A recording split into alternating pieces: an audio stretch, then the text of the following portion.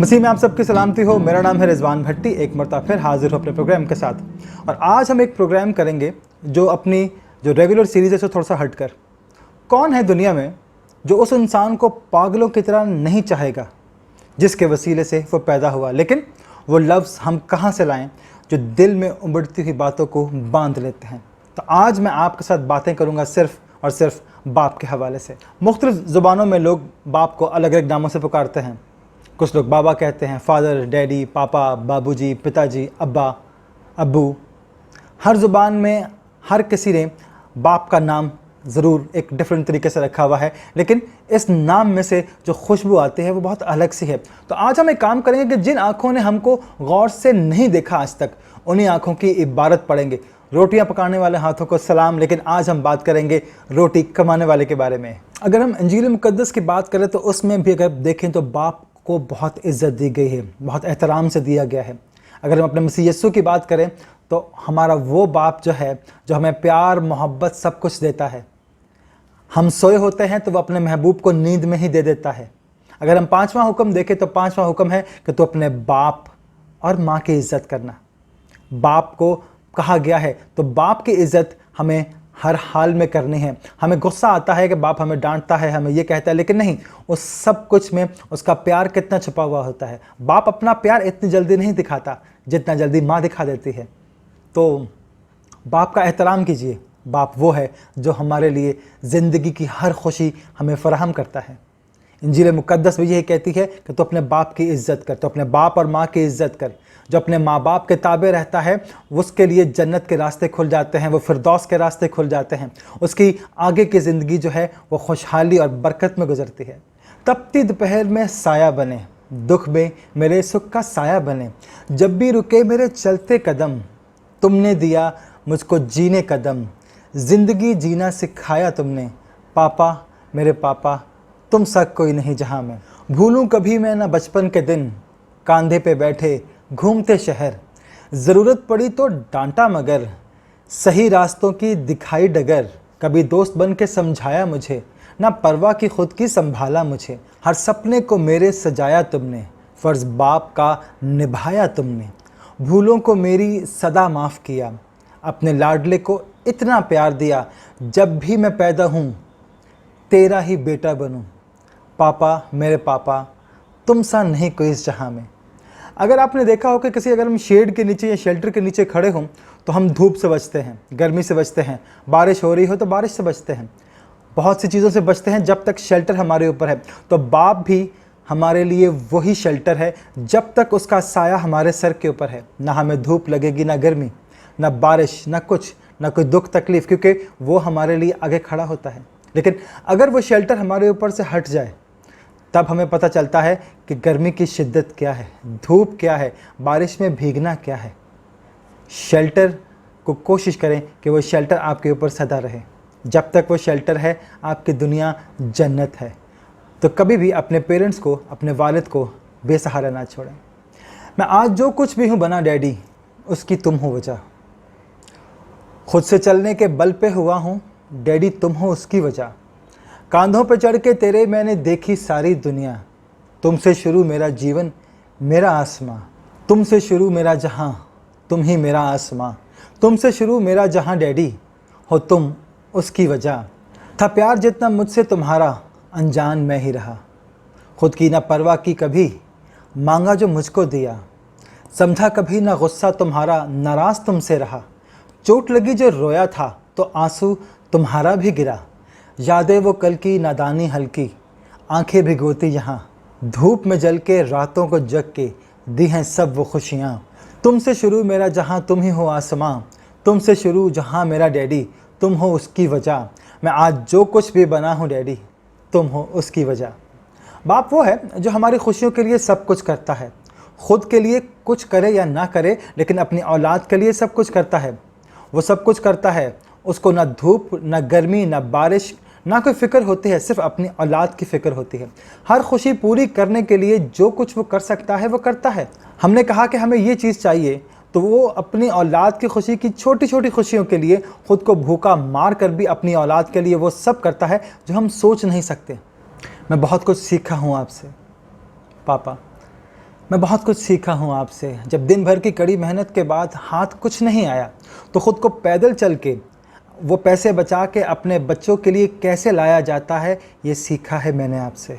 सब अपना आप जताते हैं, हमारे दर्द में आंसू बहा के, हमें गले से लगा के और एक मजबूत कंधा बन के अपने आंसू छुपा के कैसे जिया जाता है, ये सीखा है मैंने आपसे।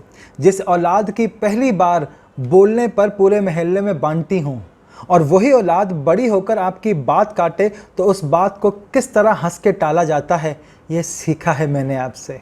जब सब कुछ बिगड़ गया हो, समेटने को कुछ ना हो, उस वक्त में ख़ानदान को कैसे समेटा जाता है, ये सीखा है मैंने आपसे। अपने अरमानों का गला घोंट कर अपनी औलाद का पेट कैसे पाला जाता है, ये सीखा है मैंने आपसे।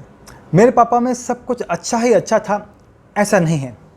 धूप छाँव जैसे रंग थे उनमें, कभी गुस्सा, कभी शांत, कभी बहुत ज़्यादा प्यार के आपको यकीन ही ना आए कि ये वही बाप है जो गुस्सा भी करता है। आपने कभी किसी बेटी से पूछा है कि उसके बाबा उसके लिए क्या हैं?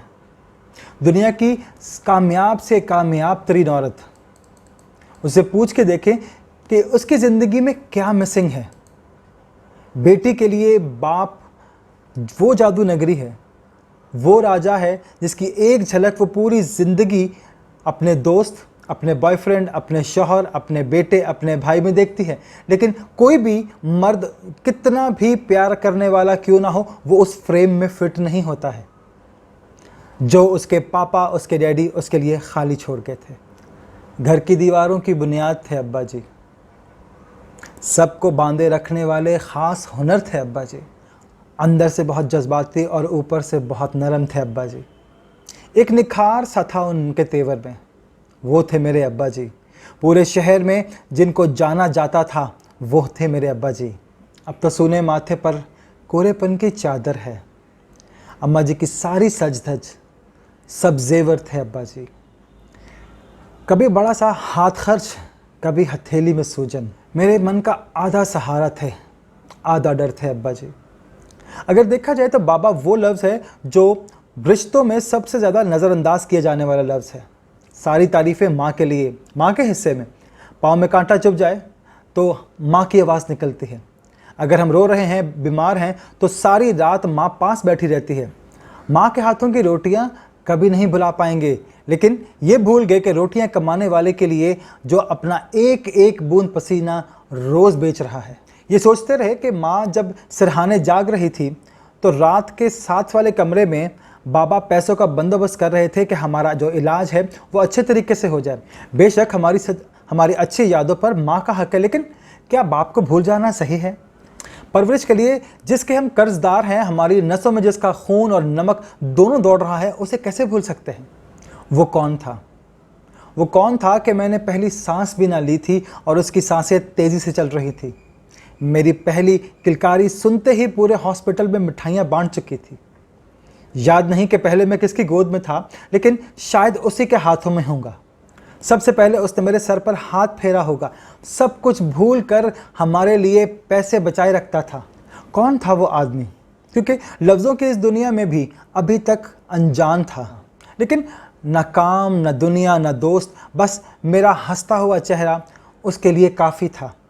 दिन भर की धूप छाँव में काम करने के बाद घर आते ही मुझे सबसे पहले उठा के उसकी थकन दूर हो जाती थी। अपने कांधों पर बिठाकर मुझे सीने से लगाकर रखता था। खुद इतना नहीं पढ़ा, लेकिन मुझे पढ़ा गया। कौन था वो जो अपने हिस्से की रोटी मुझे खिलाता रहा, खुद वैसे ही सो जाता था?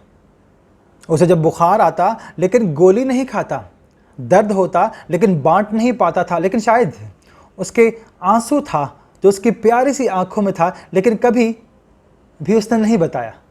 जो मेरी जवानी के साथ साथ खुद बूढ़ा हो रहा था, दर्द को उसके पैरों ने जकड़ रखा था, फिर भी मेरे लिए भाग रहा था। जवानी मुझ पर चढ़ रही थी, बाल उसके सफ़ेद हो रहे थे, मेरी आंखों के साथी थे। घुटनों से लेके चलने तक का सफ़र मैंने उसके साथ किया। कौन था वो?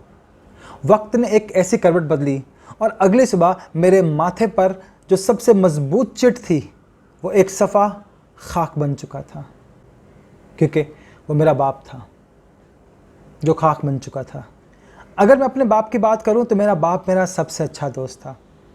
मैं कोई भी काम करता तो उसमें उसकी सलाह लेता। लोग जो हैं अपनी माँ के साथ ज़्यादा शेयरिंग करते हैं, लेकिन मेरी शेयरिंग मेरे बाप के साथ थी।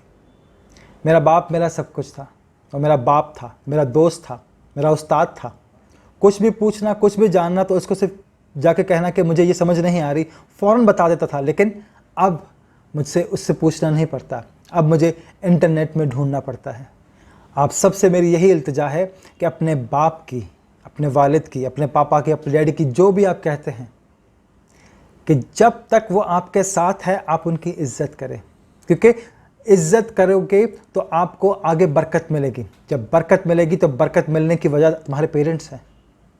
तो हमेशा अपने पेरेंट्स का बहुत ख्याल रखें, क्योंकि वही हैं जो आपको एक सही रास्ते पर लेके चलते हैं, सही डगर पर लेके चलते हैं। तो हमेशा अपने वालिदैन का एहतराम कीजिए। ठीक है, बाज़ औक़ात हमें गुस्सा आता है कि हमें हमारे पेरेंट्स डांट रहे हैं, लेकिन उनकी डांट में भी मोहब्बत होती है, इस्लाह होती है कि ऐसे नहीं करना, ऐसे करना है। तो लिहाजा अपने माँ बाप का एहतराम कीजिए। उस रोटी कमाने वाले का एहतराम कीजिए जो पूरा दिन आपके लिए भागता है, आपके लिए काम करता है। तो लिहाजा गुजारिश है कि अपने बाप के लिए बहुत इज़्ज़त रखें, क्योंकि वो इज़्ज़त के लायक है। आमीन।